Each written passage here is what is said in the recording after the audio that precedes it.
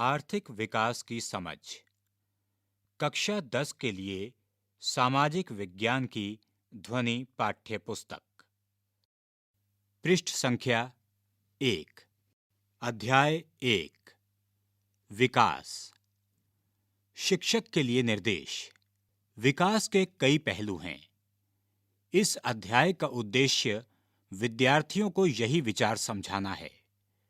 उनके लिए यह समझना आवश्यक है कि लोगों की विकास के बारे में अलग अलग धारणाएं हैं और ऐसे उपाय हैं जिनके द्वारा हम विकास के सामूहिक सूचकांकों को जान सकते हैं। इसके लिए हमने ऐसी स्थितियों का प्रयोग किया है जिन पर वे सहज बुद्धि से प्रतिक्रिया दिखा सकते हैं। हमने ऐसे विश्लेषण भी दिए हैं जिनकी प्रकृति ज्यादा जटिल और बृहत है। दूसरा प्रश्न यह है कि देशों और राज्यों की तुलना कुछ चयनित विकास सूचकांकों के आधार पर कैसे की जा सकती है। इस अध्याय में विद्यार्थी इसका अध्ययन करेंगे। आर्थिक विकास को मापा जा सकता है और आय इसे मापने की एक विधि है।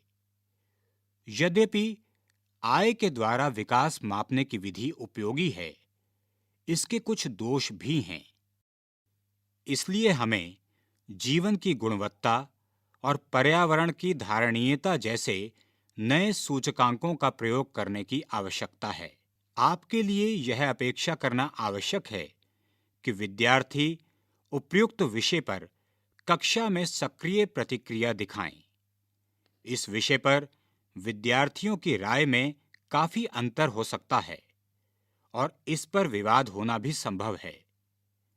विद्यार्थियों को अपने अपने दृष्टिकोण रखने दीजिए।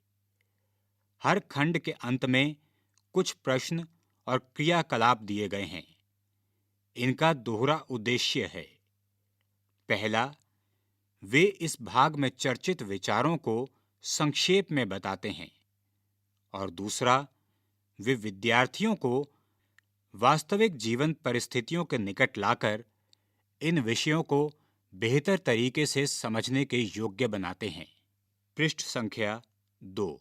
इस अध्याय में कुछ शब्दों का प्रयोग किया गया है जिनका स्पष्टीकरण आवश्यक है, जैसे कि प्रतिव्यक्ति आय, साक्षरता दर, शिशु मृत्यु दर, उपस्थिति दर, जीवन प्रत्याशा, सकल नामांकन, अनुपात और मानव विकास सूचकांक। इन शब्दों से संबंधित आंकड़े दिए गए हैं तथा इन्हें पूर्ण रूप से समझने के लिए इनका विस्तार से अध्ययन आवश्यक है।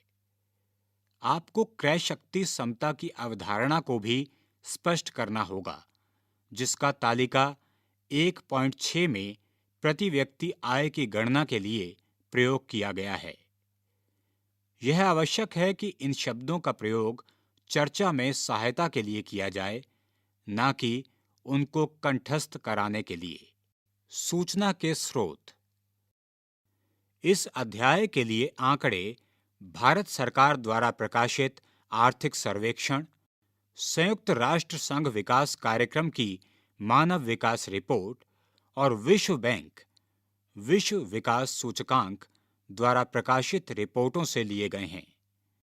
ये रिपोर्टें हर वर्ष प्रकाशित की जाती हैं।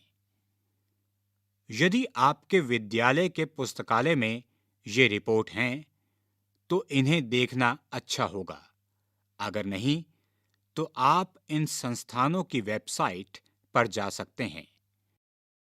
www.budgetindia.nic.in, www.undp.org, www.worldbank.org।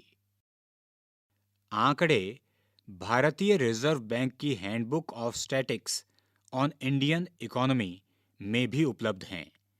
इनके लिए आप www.rbi.org